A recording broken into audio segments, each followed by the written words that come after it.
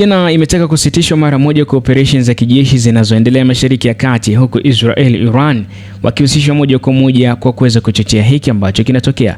Karibu sana mtazamaji wa Djuma TV na kuomba bonyeza neno subscribe chini ya video hii kama wewe ni mara kwa kwanza kutazama channel yetu, ili mradi uweze kufahamu update na taarifa zinazotokea ndani na nje ya mipaka ya Tanzania. Nikwambie tu karibu, hii ni Djuma TV, hii ni ya kila mmoja.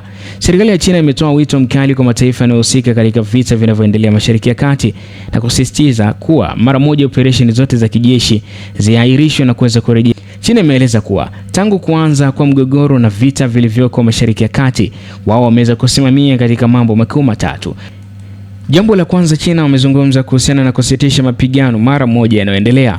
Jambo la pili, wamezungumza kuhusiana na kuanzisha mazungumzo ya kisiasa na kuacha kabisa vita vinavyoendelea, lakini pia wameweza kuzungumza kuhusiana na kutafuta suluhisho la kudumu kupitia diplomasia badala ya kutumia vita.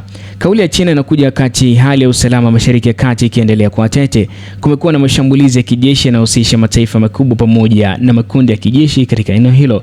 Miongoni mwa kundi hilo ni Hezbollah linalopatikana huko Lebanon, likiwa linaungana moja kwa moja na taifa la Iran. Kwa mujibu wa mataifa mbalimbali ya kimataifa, mashambulizi kati ya pande mbili zinazohusika yanaweza kusababisha vita vikubwa vya kikanda ambayo inaweza kuhusisha mataifa mengi zaidi na kuathiri uchumi wa dunia, hasa kutokana na eneo hilo kuwa na muhimu katika swala zima la usafirishaji wa mafuta kupitia mlango wa Hormuz. Kwa Umoja wa Mataifa wameonya moja kwa moja kwamba kuongezeka kwa mapigano Mashariki ya Kati kunasababisha moja kwa moja kudorora kwa uchumi duniani kote na wala si mataifa yanayohusika tu.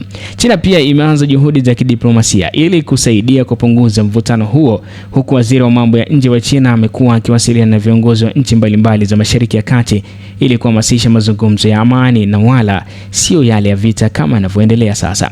Kwa mujibu wa China, mara baada ya mawasiliano na viongozi wa Mashariki ya Kati, China inafanya mazungumzo na nchi kadhaa za Kiarabu katika Falme ya Kiarabu ili kuona watafikiaje makubaliano kati ya vita vinavyoendelea Mashariki ya Kati. Lakini pia China imeweza kuhamasisha mikutano ya kidiplomasia ili kuweza kuzungumza kwa kile ambacho kinaendelea, na pia imeweza kutuma ujumbe maalum wa amani katika Mashariki ya Kati, huku ikilenga viongozi mbalimbali katika taifa hilo. Kwa upande mwingine, China pia imeendelea kusisitiza umuhimu wa suluhisho la muda mrefu katika mgogoro wa Israel na Palestina mara baada ya kuweza kuzungumzia kuhusiana na kile kinachoendelea kati ya Iran Israel, lakini bado Israel pia wanashambulia Palestina.